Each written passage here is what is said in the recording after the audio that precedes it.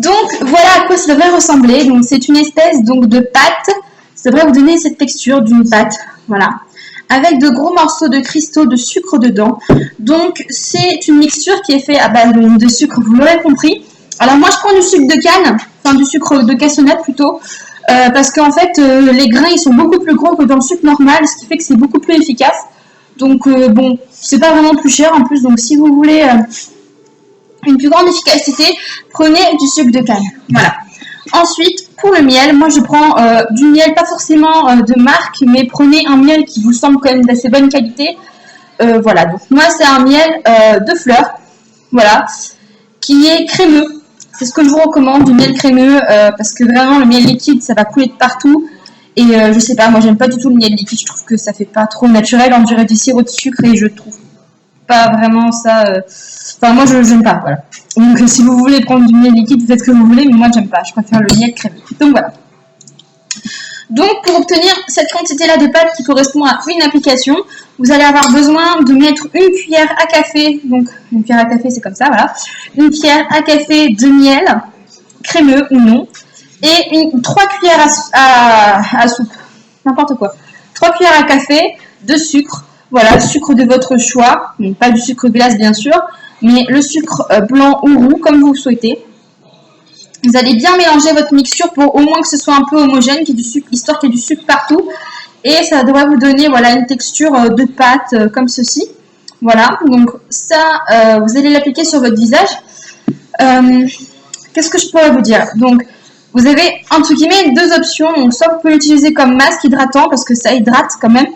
Soit vous pouvez l'utiliser comme gommage, entre guillemets, au quotidien.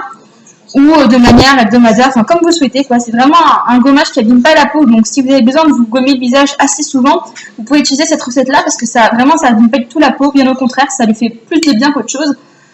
Et donc du coup, ce que je voulais vous dire, donc voilà, c'est que quand on l'utilise en masque, on laisse poser 10-15 minutes et après on rince à l'eau claire. Et surtout, je sais que c'est dur d'enlever l'effet collant du miel, mais surtout ne lavez pas avec du savon parce que ça va enlever tout l'effet hydratant. Du miel, quoi. En fait, vous allez enlever tout le miel qui est à l'intérieur de votre peau quand vous allez laver. Et le miel, il n'aura pas le temps de pénétrer votre peau, quoi. Donc, ça sert à rien de vous laver le visage juste après un masque. Mais par contre, si vous l'utilisez en gommage, là, vous pouvez vous laver le visage ensuite avec un petit savon doux, quoi. Un savon un peu hydratant, quand même. Donc, vous avez juste à poser, donc ça, comme le masque, en fait. Vous posez sur toute votre tête.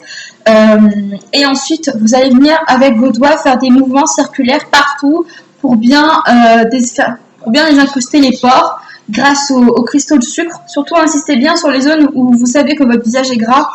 Et vous allez vraiment voir que cette recette, moi ça m'a vraiment changé la vie. J'essaie de remplacer les produits pas chimiques, mais les produits qu'on peut acheter dans le commerce avec des produits entre guillemets naturels. J'essaie de remplacer ça pour ma peau, pour mes cheveux. Alors ça va être un peu compliqué, mais ce que je peux faire avec des trucs naturels, je le fais. Et là, vraiment, cette recette, elle est aussi efficace que tous les gommages genre Neutrogena, Mixa qu'on peut trouver dans les supermarchés.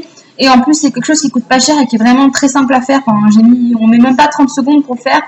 Donc, c'est vraiment quelque chose de super à tester. Après, voilà, si vous n'êtes pas convaincu par cette recette, vous pouvez faire ce que vous voulez. Mais moi, je sais que ça m'a vraiment beaucoup aidé à enlever tout l'aspect gras sans avoir de plaques rouges, parce qu'avant j'avais des plaques rouges parce que je faisais soit des allergies, soit j'avais des zones de sécheresse, ma peau qui craquelait, j'ai pelé du nez, c'était vraiment n'importe quoi. Et depuis que j'utilise ça pour me gommer le visage, j'ai vraiment plus de problème. Donc si vous avez un peu la peau sensible mais que vous avez besoin de vous gommer la peau, c'est vraiment quelque chose que je vous recommande. Donc voilà, j'espère que cette petite recette de gommage vous aura plu. Je vous fais des gros bisous et je vous dis à bientôt pour de nouvelles vidéos. Ciao les filles!